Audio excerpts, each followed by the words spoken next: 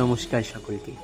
গতকালকে ছিল সোমবার, আর আমার একাডেমিক কিছু সমস্যার জন্য গিয়েছিলাম কলেজে। সেখান থেকে চলে গিয়েছিলাম শ্মশান কালী মন্দিরে। অনেক দিন যাওয়া হয় না, আর যেহেতু ছিল শ্রাবণ মাসের ৩য় সোমবার, তাই ভাবলাম যাওয়াই যাক। বাবাও হয়তো ডেকেছে, আর মন্দিরে গেলে মায়ের সাথে সাথে বাবারও দেখা হয়ে যাবে, এই আর কি।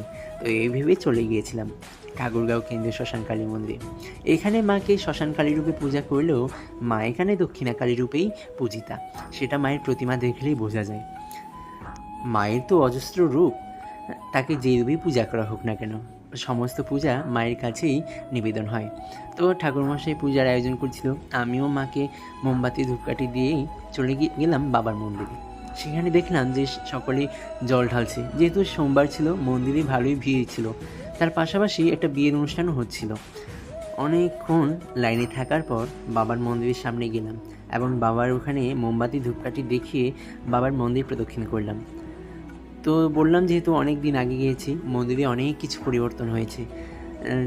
দেখলাম যে পিছনে যে বাবা লোকনাথের আশ্রম রয়েছে সেখানের মূল দরজা খোলা হয়েছে। এর আগে যখন গিয়েছিলাম তখন বাবার মূল দরজা বন্ধই ছিল আর কি। তো বাইরে থেকেই বাবাকে প্রণাম করে যেতাম। যেহেতু এবার মূল দরজা খোলা হয়েছে, তাই এবার বাবার সামনে গিয়ে বাবাকে প্রণাম জানালাম। তো এই মন্দিরে গেলে এমনিতেই মনটা ভালো হয়ে ওঠে, কেন জানি না। এখানে মায়েরও অবশ্যই কিছু কারসাজি রয়েছে, তা না হলে কি এই মন্দিরের প্রতি এত টান জাগে? তো যাই হোক, পুজো শেষ হওয়ার পর প্রসাদ নিলাম।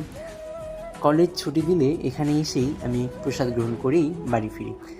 তো মায়ের প্রসাদ গ্রহণ করার পর মাকে প্রণাম জানিয়ে চলে আসলাম। দেখা হবে নতুন কোনো ভিডিওতে। ধন্যবাদ।